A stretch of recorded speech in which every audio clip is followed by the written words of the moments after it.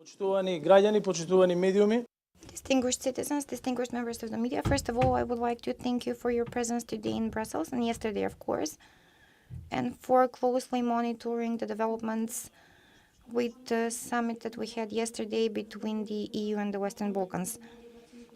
And of course, the Euro integration processes for our country regarding this summit.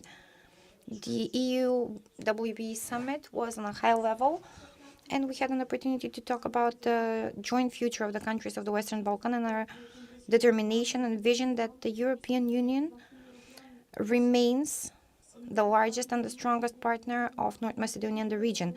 Here in Brussels, I underline that the place of North Macedonia is within the European Union, and we will not deflect from this process. We work hard as a government in order to achieve our strategic objective, membership in the European Union by 2030. To secure better, dignified life at home with higher salaries and pensions, more money for the citizens, more jobs, better life standard, better education, better health care, and better functioning of all democratic and legal processes to secure European standard and European values at home in North Macedonia. The politicians sometimes have a difficult task, but the citizens give us their trust because they trust us to lead them on the right path, on the path of prosperous future, better life, better quality of life, secure country, and economically stable country. This summit gave the opportunity to discuss openly about the cooperation for overcoming the shared challenges, because only with mutual ties between the Western Balkan countries and the European Union can we act as one, only in the interest of the citizens and the perspectives of the countries from the region. Yesterday, I informed the colleagues from the EU member states and the leaders of the institution about the status of the Euro integration of North Macedonia and of the successful screening process. I extended my appreciation for the concrete examples of cooperation and the partnership between the European Union and our country in an exceptionally difficult year, filled with challenges caused by the energy and economic crisis as a consequence of the military aggression against Ukraine. The European Union and its representatives expressed satisfaction with the high level of professionalism and readiness of all our members of the delegations who took participation with 850 presentations at over 100 meetings during the screening process in the last year. We are ready as never before. The European Union is ready. It is always concerned geopolitical aspects and geopolitical dynamic. But in these moments, it is of essential importance to reinforce the European security and stability. And this accession process can be accelerated, but that will be based on merits of each country individually to make decisions that are to be made.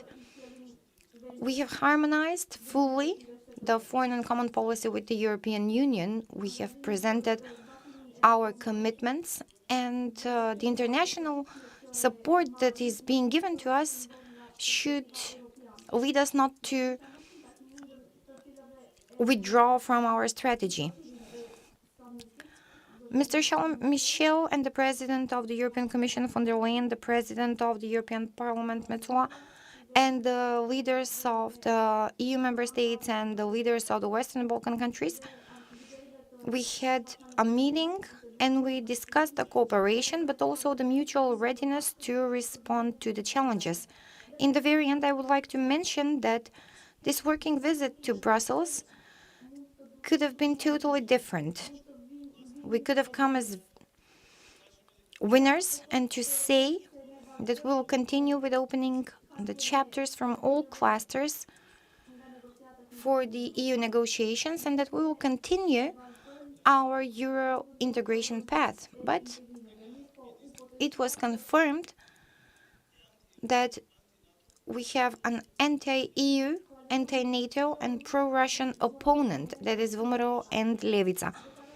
Our citizens today can see that with these politicians, they will be deprived of the opportunity to join the progressive European family. Our citizens saw how 2008 looked like. That happened in Bucharest yesterday, and today it happened in Brussels. We are still very aware of the 11 years of rule with false patriotism, quasi-nationalism, and populism that led us to a captive state. All these politicians should be served with dishonor, and the citizens should be aware about the future that we are fighting for.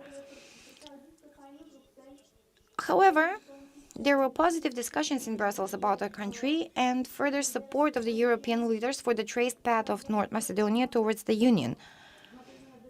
It was very clearly stipulated in the conclusions of the European Union, where it says that North Macedonia, as soon as it delivers with the constitutional amendments, the second intergovernmental conference will be held, because our single alternative is the European Union, and we will not withdraw from the UN path. Thank you for your presence in Brussels. Should you have any questions, I am here to answer them. Prime Minister, the conclusions say that the second intergovernmental conference would take place immediately after the constitutional amendments and their adoption. Would the European elections be any factor in this regard? The only factor and reason for not having the second intergovernmental conference is the anti-European, anti-EU, anti-NATO, and pro-Russian coalition in North Macedonia. As soon as we adopt the constitutional amendments in North Macedonia, which are of technical nature, all of you know this because there are no remarks regarding the amendments, then the second intergovernmental conference will take place. Of course, this is a window of opportunity that we have, and we have it until the elections in North Macedonia, and we should not miss this opportunity.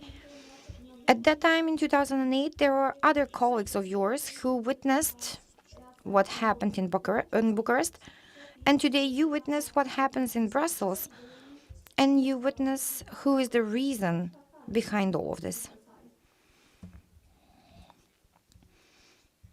The President of the European Council said that enlargement is a merit-based process, but we should take into account the complexity of the situation in Europe.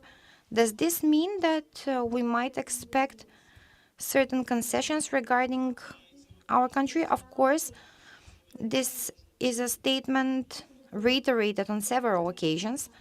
The complexities from the aspect that the European Union started the process of its own preparation for admission of new members, and they set their goal by 2030, just as our objective, taking into consideration that reforms that should be made. However, any expectation for changes regarding the negotiation framework regarding the process is an illusion, because it will not be beneficial for anyone. Prime Minister, another question regarding the elections in our country. Are we going to have another member of the State Election Commission? And whether with 6 members the elections would be legitimate, because there are accusations that it is done on purpose. You see, the composition of the Election Commission, the number of the members of the Election Commission is stipulated in the law. And I'm a person who has been reiterating that we cannot interpret the laws as we want to. It is an obligation of the Assembly and the political parties represented in the Parliament to complete the composition of the State Election Commission. Everything else will be an improvisation, which can flaw the election process. And that is why my opinion is very clear regarding the representation of the political parties. This should be taken into consideration regarding the technical government also. And North Macedonia should have democratic elections on 24th of April and 8th of May. Thank you, everyone.